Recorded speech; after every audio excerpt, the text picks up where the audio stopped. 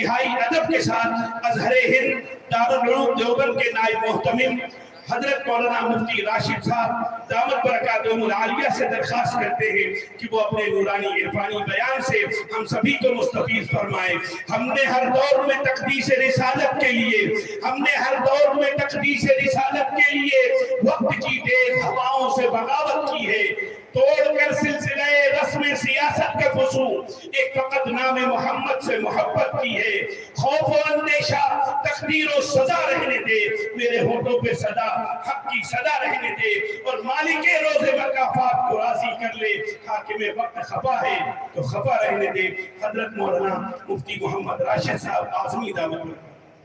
الحمدللہ نحمده ونستعینه ونستغفره ونؤمن به ونتوکل علیہ ونعوذ باللہ من شرور انفسنا ومن سیئات اعمالنا من يهده الله فلا مضل له ومن يضلل فلا هادي له واشهد ان لا اله الا الله وحده لا شريك له واشهد ان سيدنا ومولانا محمدا عبده ورسوله صلى الله عليه وسلم۔ اعوذ بالله من الشيطان الرجيم، بسم الله الرحمن الرحيم۔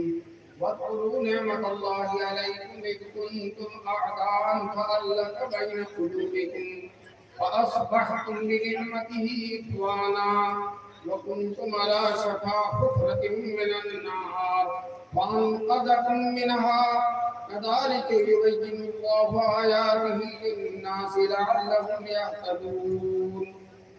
ولتكن منكم أمة يدعون إلى الخير ويأمرون بالمعروف وينهون عن المنكر وأولئك هم المفلحون۔ صدق الله العلي العظيم۔ قال النبي صلى الله عليه وسلم: لا تسبوا أصحابي ولو أن أحدكم أنفق مثل أحد ذهبا لا يبلغ مد أحدهم ولا نصيفه، أو كما قال النبي صلى الله عليه وسلم۔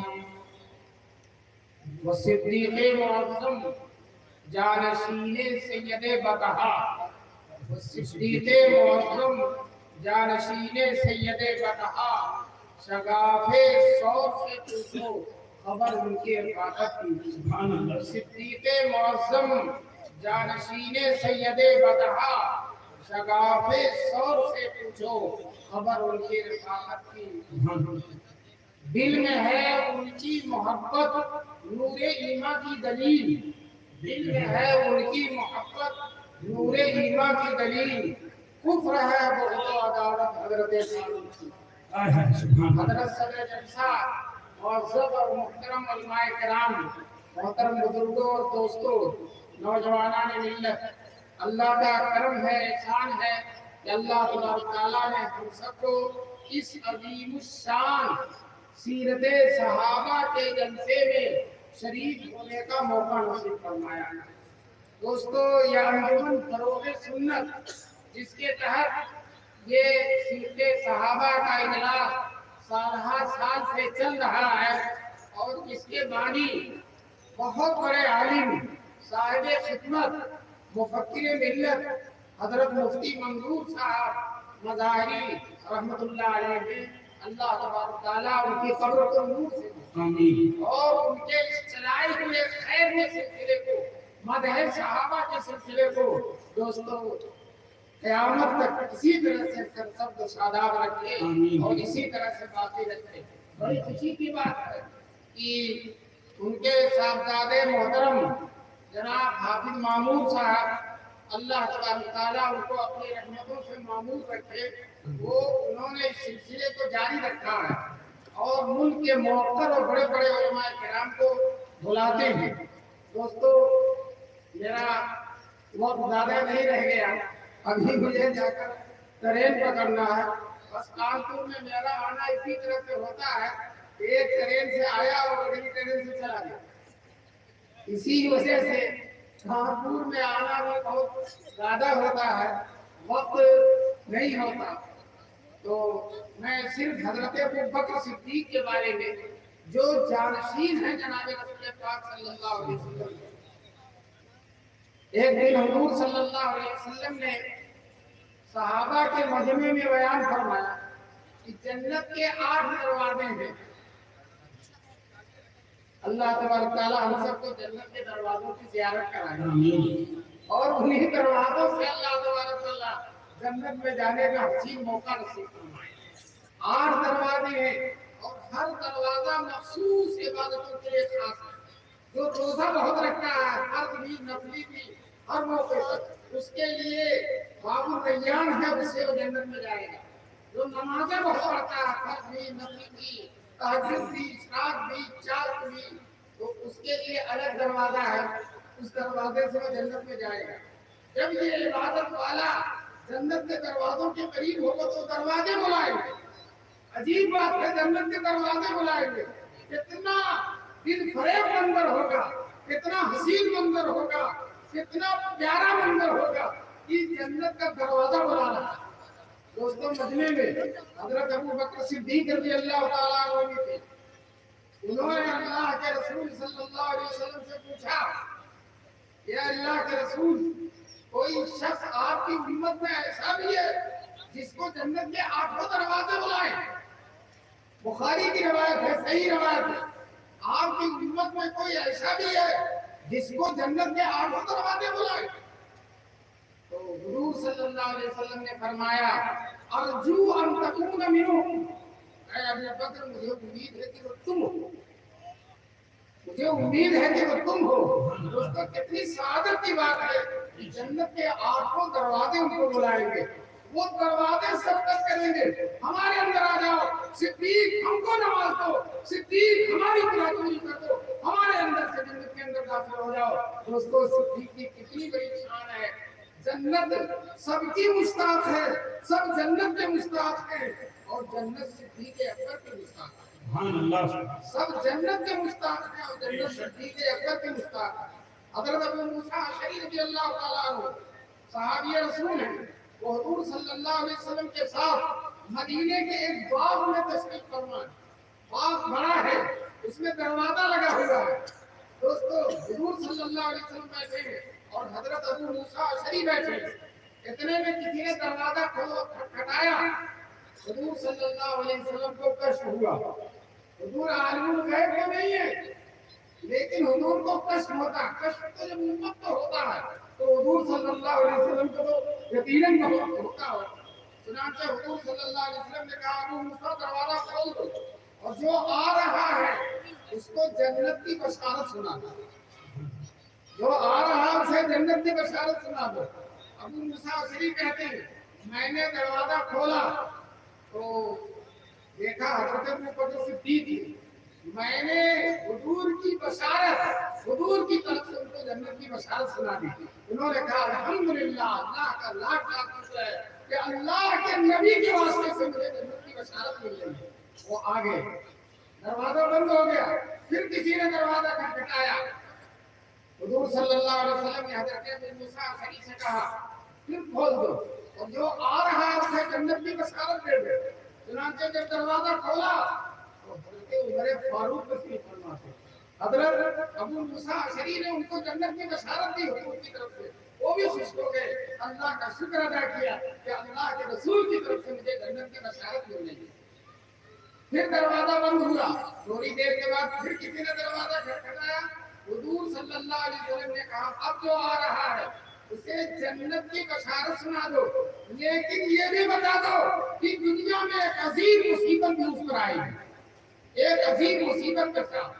چنانچہ ابو موسیٰ اشعری نے دروازہ کھولا تو حضرت سیدنا عثمان غنی رضی اللہ تعالیٰ، انہوں نے انہیں جنت کی بشارت سنائی حضور کی طرف سے، اور یہ بھی بتا دیا، الا بلغ یصیبہ، ایک مصیبت کے ساتھ جو دنیا میں ان کو پہنچے گی۔ حضرت عثمان نے اللہ کا شکر ادا کیا اور کہا، جو مصیبت پہنچے گی تو جس کی طرف سے پہنچ رہی ہے وہ اس کی مدد کرنے والا بھی ہے، وہی میری مدد، اللہ اللہ میری مدد کرے گا۔ دوستو، وہ مصیبت یہی تھی کہ حضرت عثمان غنی کو ان کی خلافت کے دوران مکان میں محاصرہ کر کے انتہائی ظالمانہ انداز سے حضرت عثمان غنی کو شہید کر دیا۔ جب ان کو شہید کیا گیا وہ قرآن کریم کی تلاوت کر رہے تھے اور جب ظالموں نے ان کی گردن پر تلوار ماری تو ان کا خون مبارک قرآن کریم کی آیت فَسَيَكْفِيكَهُ اللَّهُ، اللہ تبارک و تعالیٰ اے عثمان اللہ تمہارے خون کے بدلے میں ان سے نمٹ لے گا، اللہ تمہارے لیے ان سے کفایت کرنے والا ہے۔ دوستو اس آیت پر حضرت عثمان غنی کے خون کا ٹکڑا آج بھی دنیا میں وہ قرآن موجود ہے اور خون کی شہادت کے چھینٹے، خون شہادت کے چھینٹے بھی آج موجود ہے۔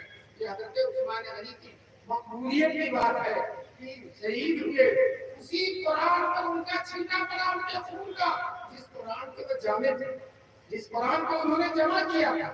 دوستو حضور پاک صلی اللہ علیہ وسلم کے زمانے میں پورا قرآن ایک ساتھ لکھا ہوا نہیں تھا، الگ الگ ٹکڑوں پر تھا۔ حضرت ابو بکر کے زمانے میں بھی، حضرت عمر کے زمانے میں بھی پورا قرآن ایک ساتھ لکھا ہوا نہیں تھا، اور حضرت عثمان غنی کے زمانے میں پورا قرآن ایک ساتھ لکھوا دیا گیا، جیسا کہ آج ہمارے ہاتھوں میں موجود ہے۔ یہ پورا قرآن حضرت عثمان غنی نے لکھوا دیا۔ دوستو اتنا بڑا احسان ہے، اتنا بڑا احسان ہے حضرت عثمان غنی کا۔ آج حضرت عثمان غنی کا ایک کارنامہ نہ ہوتا تو پورا قرآن ایک جلد کے اندر آج ہمارے ہاتھ میں موجود نہ ہوتا۔ بہت بڑی کرامت ہے، بہت بڑا کام ہے۔ دوستو حضرت عثمان غنی کی شان ایک واقعہ سنا کر انشاءاللہ میں اپنی بات کو مکمل کرتا ہوں۔ حضرت عثمان غنی رضی اللہ تعالیٰ عنہ ایک دن جب مسلمان ہجرت کر کے مکے سے مدینے آئے، مکے میں زمزم پیتے تھے، بڑا شیریں پانی، بڑا لطیف پانی۔ اللہ ہم سب کو مکہ پہنچا کر زمزم پینے کی توفیق نصیب فرمائے۔ آمین۔ اور جب مدینے ہجرت کر کے گئے مسلمان تو مدینے میں میٹھا پانی نہیں تھا، کوئی کنواں میٹھے پانی کا نہیں، ایک کنواں تھا جس کا مالک یہودی تھا، اور یہودی تو آپ جانتے ہیں دنیا میں سب سے بدماش قوم، دنیا میں سب سے زیادہ شریف قوم یہودی ہے۔ چنانچہ جب مسلمان اس کنویں کا پانی لینے کے لیے جاتے تھے تو وہ یہودی مسلمانوں سے پیسہ لے کر پانی لیتا، ایک گلاس پانی، ایک کٹورا پانی پیسے سے دیتا تھا۔ مسلمانوں کو تو کھانے کے لیے نہیں ہے، پانی بھی پیسے سے مل رہا ہے، بڑی پریشانی ہوئی۔ مسلمانوں کی پریشانی حضور صلی اللہ علیہ وسلم کو دیکھی نہیں گئی۔ حضور صلی اللہ علیہ وسلم نے ایک دن نماز کے بعد سارے صحابہ کے بارے میں اعلان کر دیا، اس کنویں کو جو مسلمان خرید کر سارے مسلمانوں کو وقف کر دے گا، میں اس کے لیے جنت میں چھلکتی ہوئی نہر کی ضمانت، جنت میں چھلکتی ہوئی بہتی ہوئی نہر کی ضمانت لیتا ہوں۔ دوستو مجمع میں حضرت عثمان غنی بھی تھے، دوڑے ہوئے گئے کہیں اس سے پہلے کوئی نہ چلا جائے۔ چنانچہ جا کر یہودی سے کہتے ہیں کنواں بیچ دو۔ یہودی کہتا بہت پیسہ دوں گا، بہت پیسہ دوں گا، بہت پیسہ دوں گا۔ حضرت عثمان نے کہا جو کہو گے، جو کہو گے، جو کہو گے دے دوں گا، جو کہو گے دے دوں گا۔ کیوں؟ ان کی نظر پیسے پر نہیں ہے، اس مہر پر ہے جس نظر کی ضمانت رسول پاک صلی اللہ علیہ وسلم نے دی۔ چنانچہ جو ہے جب وہ پیسہ اس نے کہا تھا 24,000 درہم، حضرت عثمان نے دینا شروع کر دیا تو یہودی کی جگہ شرارت پڑ گئی، وہ شرارت کرنے لگا۔ شرارت نہ کرے تو یہودی ہی نہیں ہوگا، شرارت نہ کرے تو یہودی ہی نہیں ہوگا۔ چنانچہ اس یہودی نے کہا آدھا دوں گا، آدھا بیچوں گا اور آدھا نہیں بیچوں گا۔ حضرت عثمان غنی نے سوچا کہیں اس آدھے سے بھی نہ مکر جائے، وہ کہنے لگے چلو آدھا ہی دے دو۔ چنانچہ 24,000 روپیہ دے کر آدھا پانچ خرید لیا۔ اب شرط یہ ٹھہری ایک دن کا پانی یہودی لے گا اور ایک دن کا پانی مسلمان۔ تو حضرت عثمان نے جو آدھا خریدا تھا وہ سارے مسلمانوں کا وقف کر دیا تھا، تو آدھے کا مالک یہودی ہے اور آدھے کے سارے مسلمان مالک ہیں۔ صرف حضرت عثمان نہیں، انہوں نے سب پر وقف کر دیا۔ اب اللہ تعالیٰ نے دنیا میں سب سے زیادہ مسلمانوں کو عقل دی ہے۔ کچھ لوگ کہتے ہیں یہودیوں کی عقل، یہودی کی عقل ہوتی تو نیتنیاہو بنتے ہو، ان کی عقل نہیں ہے۔ اور کچھ لوگ کہتے ہیں عیسائیوں کے پاس عقل ہے، دوستو عیسائیوں کے پاس عقل ہوتی تو مسلمان ہو جاتے ایمان لے آتے چنانچہ سب سے زیادہ عقل مسلمانوں کے پاس ہے اس لیے تو ایمان لا کر جنت کے راستے پر چنانچہ جب ایک دن کا پانی یہودی لے گا ایک دن کا پانی مسلمان لیں گے اب مسلمانوں کی عقل دیکھیے جس دن ان کی باری ہوگی تھی 2 دن کا پانی لے کر گھڑے رہتے ایک دن میں کتنا چاہے نکالے تو 2 دن کے لیے پانی نکال لیتے دوسرے دن جب یہودی کی باری آتی کنویں کے کنارے بیٹھ گیا تھا پانی بیچ لیتے صبح سے شام تک بیٹھا رہا تھا ایک پیالہ بھی پانی نہیں ملتا اس لیے کہ سارے مسلمانوں نے تو اپنا پانی لے لیا دوسرے دن کا ایک دن ہوا 2 دن ہوا 4 دن ہوا اس یہودی کا پانی نکا ہی نہیں اس کا پیمانے سب لبریز ہو گیا اس نے آ کر حضرت عثمان سے کہا وہ بھی خرید لیا وہ آدھا بھی خرید لیا حضرت عثمان نے اس آدھے کو بھی خرید لیا اور اس کو بھی سارے مسلمانوں کو وقت کر دیا مسلمانوں بتاؤ حضرت عثمان غنی کے لیے جنت میں چھلکتی ہوئی نہر کی ضمانت ہے کہ نہیں ہے بے شک چھلکتی ہوئی نہر ہے اللہ تبارک تعالی ہم سب کو بھی حضرت عثمان کی محبت میں اس نہر سے پانی پینے آمین دوستو وہ لوگ جو حضرت عثمان سے دشمنی کرتے ہیں وہ تو جنت ہی میں نہیں جائیں گے نہر کا پانی پینے کا کوئی سوال نہیں کرنا اللہ تعالی ہم سب کو صحابہ کرام کی سچی محبت نصیب آمین میں ایک بات بتا کر آپ کو جاتا ہوں علامہ نووی جو بہت بڑے عالم تھے وہ کہتے ہیں انبیاء ہر نبی معصوم ہے حضرت ابراہیم حضرت آدم حضرت عیسیٰ حضرت موسیٰ سب معصوم ہیں معصوم اس کو کہتے ہیں جس سے گناہ ہوتا ہی نہیں معصوم اس کو کہتے ہیں جس سے گناہ ہوتا ہے اور صحابہ سب کے سب محفوظ ہیں محفوظ کس کو کہتے ہیں جس سے گناہ ہو تو سکتا ہے لیکن توبہ کیے بغیر وہ مر ہی نہیں سکتا مرنے سے پہلے توبہ کر لے گا ہم گناہ کرتے ہیں ہو سکتا ہے مر جائے توبہ نہ کرے اور صحابی سے اگر کوئی گناہ ہوگا تو حضور کی صحبت کی برکت سے انشاءاللہ مرنے سے پہلے اس کو توبہ کی توفیق جب توبہ کی توفیق نصیب ہوئی تو معصوم اور محفوظ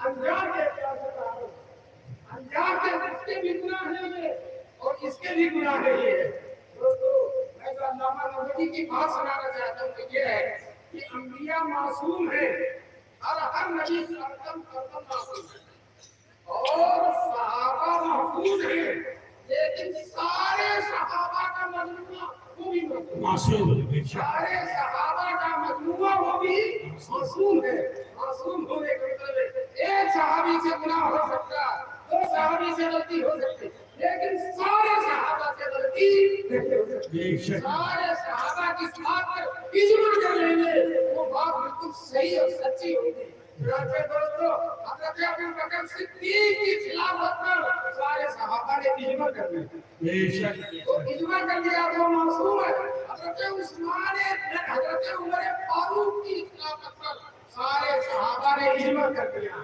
اور سارے صحابہ کا اجماع معصوم ہوتا ہے حضرت عثمان غنی کی خلافت پر سارے صحابہ نے اجماع کر لیا ہے اور حضرت علی کی خلافت پر سارے صحابہ نے اجماع کر لیا دوستو حضرت ابو بکر صدیق کو جب خلیفہ بنایا گیا سب لوگوں نے بیعت کر لیا لیکن حضرت علی نے اور حضرت زبیر نے بظاہر بیعت نہیں کی حضرت صدیق کے اندر بیٹھے سارے صحابہ موجود ہیں انہوں نے کہا زبیر نظر نہیں آ رہا ذرا بلا کر لے آؤ چنانچہ حضرت زبیر بلائے گئے انہوں نے کہا آپ نے ہمارے ہاتھ میں بیعت نہیں کی کہنے لگے کر رہا ہوں اور حضرت علی بلائے گئے انہوں نے کہا کہ آپ نے بیعت نہیں کی کہا آپ کی عظمت سے کوئی انکار نہیں ہے آپ ہی خلافت کے لائق ہیں آپ سے حضور نے زندگی میں 18 وقت کی نمازیں پڑھائی ہیں یہ اس بات کی دلیل ہے کہ آپ اپنے جانتے ہیں بے شک سبحان اللہ شاعر نے کہا ہے جناب سرور کونین مسجد میں آتے تھے نماز حضرت صدیق اکبر ہی پڑھا کے سبحان اللہ اور حضور جب تک رہے حج میں امیر رہے اور اس سال حضور حج میں نہیں جا سکے ہم بکر صدیق کو امیر بنا کر بھیجا تو جب آپ ہمارے حج کے امیر ہیں ہماری نماز کے امیر ہیں تو ہمارے سارے معاملات کے آپ امیر ہیں بے شک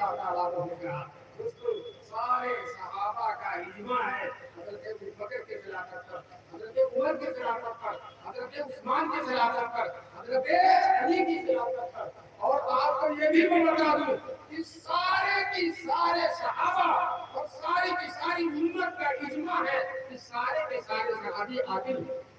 سارے کے سارے صحابی عادل ہیں. ایک بات تفسیر کا موقع نہیں، مختصر سی بات کہہ کر اپنی بات کو ختم کر رہا ہوں. میں یہ عرض کر رہا ہوں کہ جنگ جمل ہوئی، جنگ صفین، اس میں حضرت علی حق پر ہے اور حضرت معاویہ خطا پر ہے. لیکن آج ہی میں نے مجدد انصاری رحمۃ اللہ علیہ کا مقولہ پڑھا ہے، ان کی بات پڑھی ہے. وہ کہتے ہیں جو حق پر ہے وہ بھی اعلان کلمت اللہ کے لیے حق پر ہے، اور جو خطا پر ہے وہ بھی اعلان کلمت اللہ کے لیے حق پر ہے. دوستو حق والے سے بھی اعلان کلمت اللہ ہو رہا ہے اور خطا والے سے بھی اعلان کلمت اللہ.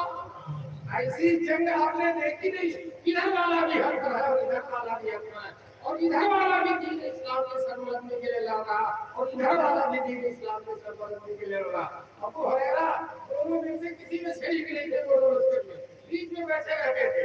جہاں سے راستہ آتا کوئی آتا کبھی چاہے ادھر سے جا کے لڑ تو چاہے ادھر، یہ بھی صحیح ہے یہ بھی صحیح ہے. اور خود کہیں نہیں جاتے تھے. جب نماز کا وقت ہوتا حضرت علی کے مصلی پہ چلے جاتے تھے، جب کھانے کا وقت ہوتا حضرت معاویہ کے دسترخوان پہ چلے جاتے تھے. کسی نے کہا نماز وقت کھانا یہاں، کہنے لگے جو جہاں نزدیک جاتا ہے نماز وہاں کے نزدیک ہے، کھانا یہاں کا نزدیک ہے. بہرحال ایسی بھی جنگ ہوئی ہے کہ دونوں حق پر ہیں اور دونوں جنتی ہیں اور دونوں مقبول ہیں اور دونوں طرف سے مرنے والا شہید ہے. دوستو یہ نقشہ دنیا نے صرف صحابہ کی زندگی میں دیکھا ہے. اللہ سبحانہ تعالیٰ ہم سب کو صحابہ کرام کے نقوش قدم کو چومنے کی توفیق نصیب فرمائے، آنکھوں سے لگانے کی توفیق نصیب فرمائے، دل میں اتارنے کی توفیق نصیب فرمائے، اور ان کی محبت کو دل میں بسا کر آخر دم تک ان کی محبت پر ہمارا خاتمہ فرما دے. وآخر دعوانا ان الحمدللہ رب العالمین. ضرور سے اللهم صل على سيدنا ومولانا محمد وعلى اله وصحبه وسلم. ربنا ظلمنا انفسنا وان لم تغفر لنا وترحمنا لنكونن من الخاسرين. اے اللہ ہم سب کے گناہوں کو معاف فرما دے. میرے مولا ہم سب کو اپنی مرضیات پر چلنے کی توفیق نصیب فرما دے.